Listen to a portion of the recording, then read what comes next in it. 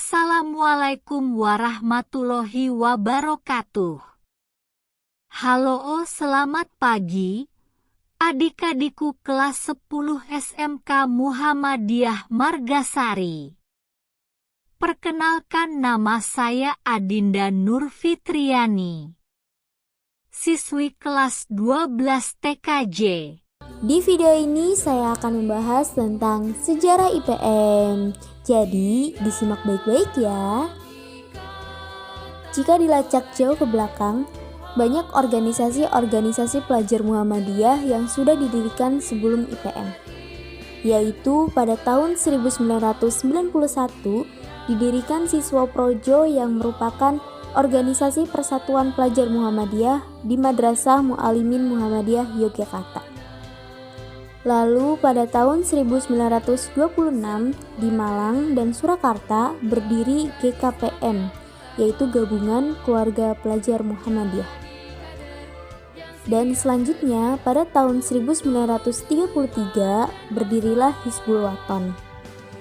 Namun setelah 1947 organisasi pelajar Muhammadiyah mendapat banyak resistensi dari berbagai pihak, termasuk Muhammadiyah sendiri.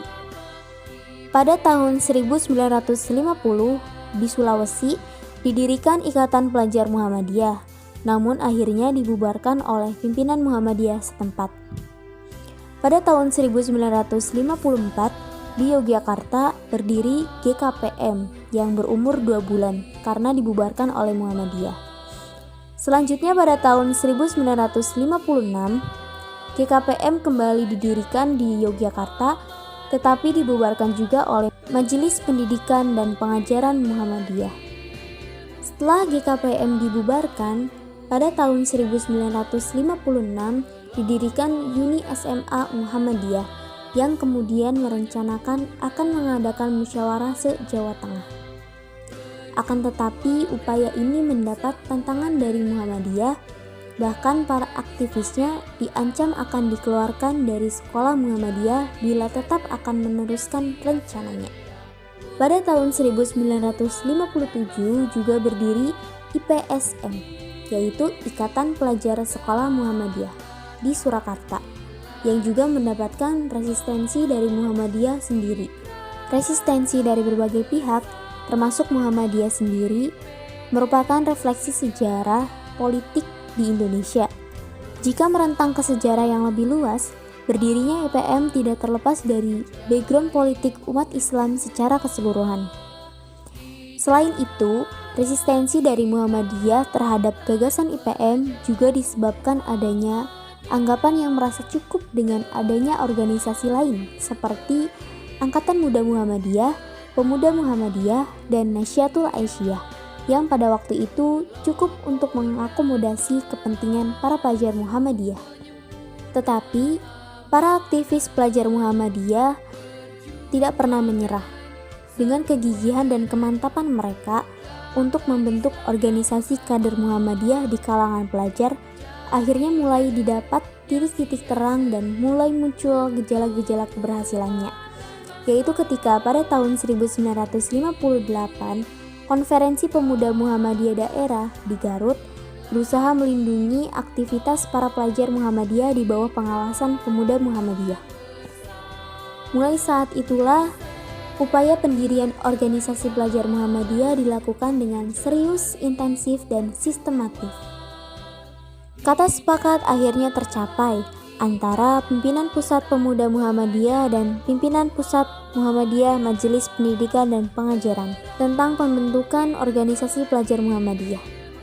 Kesepakatan tersebut dicapai pada tanggal 15 Juni 1961 yang ditandatangani bersama antara pimpinan Pusat Pemuda Muhammadiyah dengan pimpinan Pusat Muhammadiyah Majelis Pendidikan dan Pengajaran. Rencana pendirian IPM tersebut kemudian dimatangkan lagi dalam Konferensi Pemuda Muhammadiyah di Surakarta, yaitu pada tanggal 18-20 Juli 1961. Akhirnya secara nasional, melalui forum tersebut, IPM resmi berdiri dengan penetapan tanggal 18 Juli 1961 sebagai hari kelahiran Ikatan Pelajar Muhammadiyah. Setelah resmi berdiri, IPM berkembang sangat luas. IPM juga menjangkau seluruh sekolah Muhammadiyah di Indonesia. Pimpinan IPM di tingkat sekolah yaitu pimpinan IPM ranting didirikan di setiap sekolah. Berdirinya IPM di sekolah-sekolah Muhammadiyah ini ternyata kemudian menimbulkan kontradiksi dengan kebijakan pemerintah Orde Baru di dalam Undang-Undang Keormasan yang menyatakan bahwa satu-satunya organisasi pelajar di sekolah-sekolah yang ada di Indonesia hanyalah organisasi siswa intrasekolah atau OSIS. Padahal di sekolah-sekolah Muhammadiyah sudah terdapat organisasi pelajar Muhammadiyah yaitu IPM. Dengan demikian, IPM harus merubah namanya untuk tidak menggunakan kata pelajar.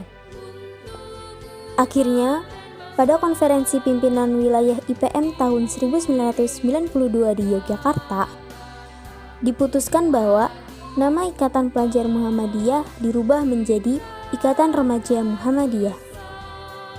Tetapi setelah perubahan itu, IRM justru semakin luas jaringannya. Yang tadinya hanya menjangkau pelajar, setelah berubah namanya menjadi Ikatan Remaja Muhammadiyah, organisasi ini juga menjangkau para remaja yang lain, seperti kalangan remaja santri, remaja masjid, remaja kampung, dan lain-lain. Dengan begitu, IRM mempunyai tantangan yang berat karena tanggung jawab moral yang semakin besar. Keinginan para pelajar Muhammadiyah untuk mengembalikan nama dari IRM menjadi PM pun muncul saat Muktamar 12 di Jakarta tahun 2000. Pimpinan Pusat Muhammadiyah akhirnya mendukung keputusan perubahan nama itu dengan mengeluarkan surat keterangan nomenklatur tentang perubahan nama dari Ikatan Remaja Muhammadiyah menjadi Ikatan Pelajar Muhammadiyah. Selanjutnya, pimpinan Pusat IRM mengadakan konsolidasi dengan seluruh pimpinan wilayah IRM se-Indonesia di Jakarta Juli 2007 untuk membicarakan tentang SK nomenklatur. Pada kesempatan itu, hadir pimpinan Pusat Muhammadiyah untuk menjelaskan perihal SK tersebut. Pada akhir sidang, setelah melalui proses yang cukup panjang, forum memutuskan bahwa IRM akan berganti nama menjadi IPM. Keputusan itu secara resmi ditetapkan pada saat Muktamar ke-16 IRM di Solo, yaitu tepat pada tanggal 28 Oktober 2008. Cukup sekian pembahasan tentang sejarah IPM. Mohon maaf bila ada kekurangan kata. Nun wal qalami wa ma yasturun. Fastabiqul khairat. Wassalamualaikum warahmatullahi wabarakatuh.